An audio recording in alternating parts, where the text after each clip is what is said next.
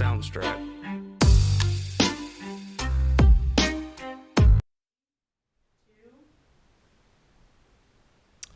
Welcome back to another edition of SacTown Movie Buffs Television. Once again, it's Kier, and today in the studio we have some very special guests. We have a SAG actor who is Donna-Lisa Otto, and then we also have a Northern California, San Francisco SAG board member. It's Don Black. Thank you guys both so much for being on the show today. Pleasure to be here. I'm very happy. Thank you. I'm very, very happy to have you. Before we get into the deep dive, I just wanted to get a little bit of background on the two of you, if you don't mind. So, Donna-Lisa, how did you get involved in SAG? And I know you're an actress, and how did you get involved in all that? Well, I got into the SAG after in 1996. Okay. And that was after I started getting into acting. I took lessons through Gene Shelton up in San Francisco, and I did a couple of extra things, and I thought this is a lot of fun. And then I went and got an agent. From the agent, you know, it just took off from there. Snowballed from there. And I had no idea what I was getting into, but I loved it. I've always loved the stage since I was little. So I joined the union, and I am a very proud member of the union. They have provided health care for me, and they have been there for me when I had issues with payments. They've always been there. So I am very happy to be a SAG-AFTRA member. Well, that's great. I'm glad to hear that they do take care of their people, and they've taken care of you guys very well over the years. So. And when you're on set with a union set, let me tell you, it's very different. They have their rules, there are things that they have to make sure that you are comfortable. They Right. have to make sure that you have water and food, and they really take care of you. So the union sets are wonderful to be on. Well, that's great. And Don, how about you? How did you get involved, or were you an actor previously? I mean, how did you come? Well, probably won't believe this, but I come from a long line.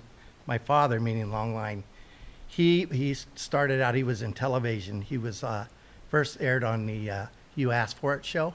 Okay. I think Art Baker was the host then, and he was with a magician called Leo Irby. And so I used to sit in front of the TV watching my father do this, and then my mother's cousin is he played Wild Bill Hickok.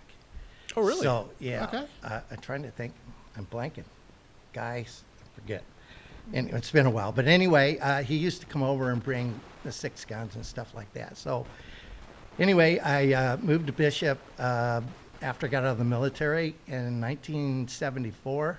There was a production up there called The Other Side of the Mountain, and they were looking for extras at the time.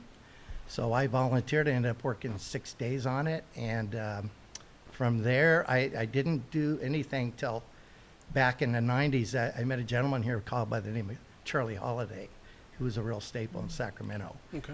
And I think I've heard the name.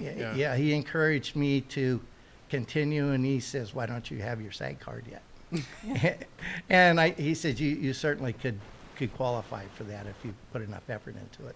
So I did over the years, and so here we are. I joined a union, and I think after I joined in around 2000, and then in 2008 I joined SAG when it merged with SAG-AFTRA. So I've been in for about that long. I've been in several productions, probably over 20, 25, you know. More theater then, or more? No, it's more film and television. Okay. You know. But I've always been comfortable. You know, I've done principal roles, but I prefer being in the background. I can 'Cause understand I'm more that. comfortable back there. So Nothing there. you know. There's absolutely nothing wrong with So that. anyway, here we are today, and so I got, by the virtue of that, when I joined the union, I go to the union meetings, and I saw these people that were officers or elected through the board, and Mr. Holliday encouraged me to, run for office, which I did. So about 7 or 8 years ago, I won, the election. And then I got, fortunately, was able to serve with the national board for the National Background Committee. So There's very cool. Well, short well, strokes to get to congratulations on part. that. Very Well, I'm very proud of that because it's something that's you strive for. It's not easy to get on those committees, but I'm doing my best.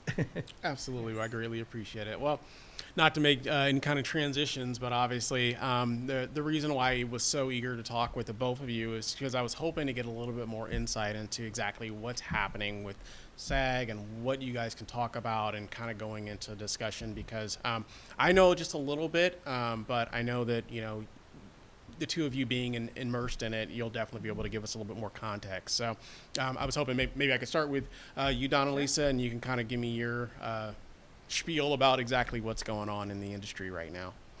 Well, there's quite a lot going on. Of course, you know, the Writers Guild went on strike in May, Right. and our contract for SAG-AFTRA was well, I don't want to get too much because I don't want to say things that might be wrong, but was coming up in July, and there was just too many things that they weren't coming together. And There was a lot of holes. We in the renegotiate every contract. 3 years, Right. and you only can do what you can do during a negotiation. So Right. Donna's saying there were a lot of holes that were in it, and we tried to make up some of the slack. We tried to, I'm sure that they did their best to make it work, but it comes a point where there's just a breaking point. You Right. know, we're not communicating here, and, you know, that's. And that's we kind of went where the on breakdown strike. happens. Exactly. So we voted, as our union does, and the members voted for strike, and that's what we did. And, you know, as a union, you stick together, and Everybody kind of, Yeah, there's the Powers through. solidarity for this Right. particular strike is amazing. Yes. I think there was over 97% voted to strike, you know, and we knew what was going to be on the table and how tough it was going to. But the AMPTP, which is the Alliance of Motion Picture and Television Producers, they're, you know, as things progress with technology and other things, they're making a lot more money and they're making more strides. right. You know, on platforms, you know, like Amazon, Netflix, Apple, Right. so forth and so on. So as Fran Drescher has said, that the model is changing, and you know we're trying to catch up with that model, and so we lack behind in some wages and benefits to the members, Right. but also some of the new technology that come out is called AI, Right. which is The artificial intelligence. Right. I'm sure you heard about that. And simply explained is that an actor will come on the set and the producer will say, today we would like to scan you. A scan is basically setting or standing in the middle of a room and there's multiple cameras around. And you stand there and then what they do is turn the cameras on, and you'll either be static or you make a series of movements that they ask you to do. And well, they're trying to capture your image and likeness. Right. Okay. And then at the end of the day, the proposal for an AMPTP is that we would like to do that and give you $150, but in perpetuity, you know, we're going to make the decisions what we're going to do with that down the line, you know. So you can see my point is that if I go in to get scanned, I really don't have any say-so about, you know, what image you're going to use, how it's going to be used, so forth and so on. So Absolutely. that's basically it in a nutshell, kind of what's Yeah. going on. And I know there's a lot of things that have been asked for that you're looking for. Can either one of you guys kind of attest or talk a little bit to that, or?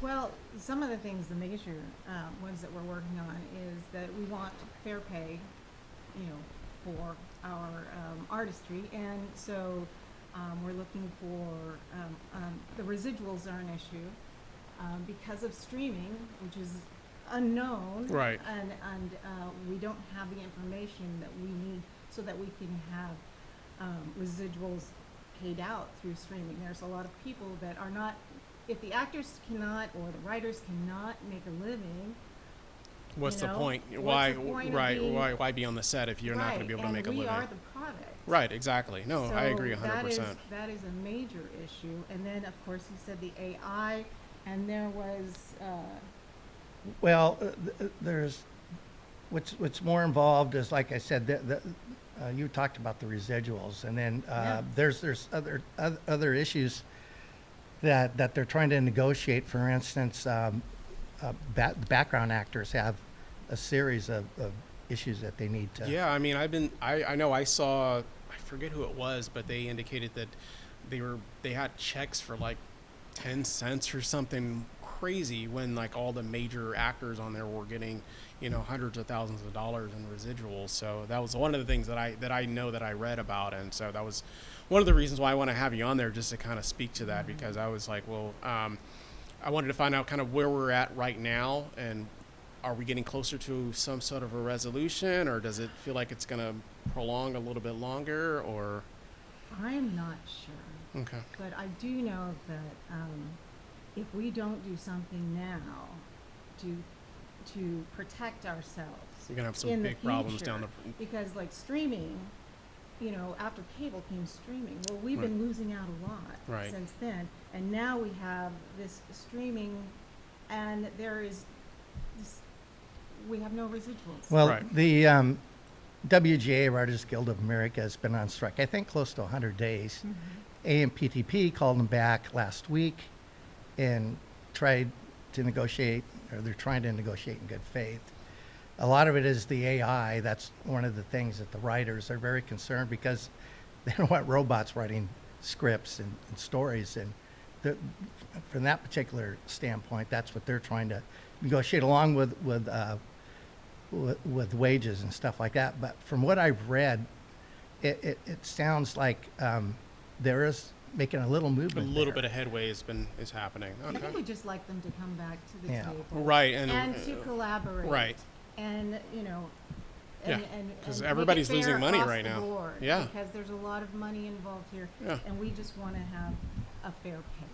One thing, Which I think is fair. yeah, one thing I wanted to, you did mention that we're losing money as we go along, and that is true, because when we're on strike, we really don't have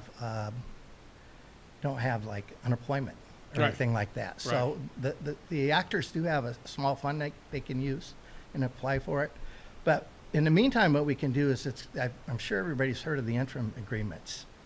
The interim agreements are used for independent producers on what you call a non-struck production, which would be not a production that is not an AMPTP, the people that we're trying to negotiate with.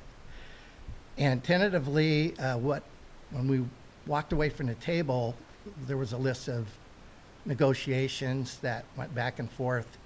And where that negotiation was final, or not finalized, but when they walked away, that's what the SAG-AFTRA is asking the producers to adhere to. So they're doing that right now, and there's a lot, over 200 out there that they're working with right now. So I definitely hope that we're able to get this resolved soon. And how I came to know both of you is because you were at the Capitol for the protest about a week or two ago, I Thank you believe. for reaching out. Yeah. Yeah, and so that's how I appreciate came. that. And I know that you are you're going to another rally I against just it. came back Oh, you just from came Los back. Gatos. Okay. It was the National Day of Solidarity, and it was a combination of, the unions coming together, and we were in front of Netflix. But it is something to be on the line with your fellow, union members and fighting for the same cause. I mean, Yeah. we have to fight for this is what we love. Right. It's your And livelihood, and it's if- and it's an organization you're both a part of, and We want to continue doing Yeah. it. Everyone wants to get back to work. right, absolutely. So we're just asking to sit down and let's Just bring everybody get to the fair- table make it and fair for make it everyone. fair. I don't think there's anything wrong with asking that at all, in my opinion. So, and I hope it works out, and I hope they come to a resolution very soon, because people need to get back to work and people need to make money. Absolutely. So, before I let the two of you go, where can individuals find you if they'd like to reach out to you, socials or anything of this nature? I'll start with you, Don. Or Well, if you would like further information about the union, I would encourage you to go to the sagafter.org, Okay. you know, and if you want to get in touch with me or anybody else, you can send email to the local board and they'll forward it on to me. Sounds good. And how about you? Well, I have Instagram, which is at Donna-Lisa Smiles. So that's my Instagram. Though I don't use it a lot, so don't expect a Don't big expect response from me. a quick response. You can also find me on Facebook if you're an actor and would like to talk more about acting.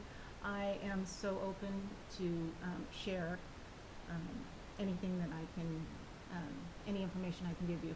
So been in it a while and Got a lot I of feel you need to knowledge. pay it forward. So. Absolutely. Well, hopefully everybody reaches out, and I thank you both for being on the show so much. And I really do truly hope that we're able to get a resolution on this very soon. Thank you. So- We do too. Absolutely. Absolutely. Thank you. Well, once again, thank you for watching another edition of SacTown Movie Buff Television. We'll be back again soon with another show. Have a great day.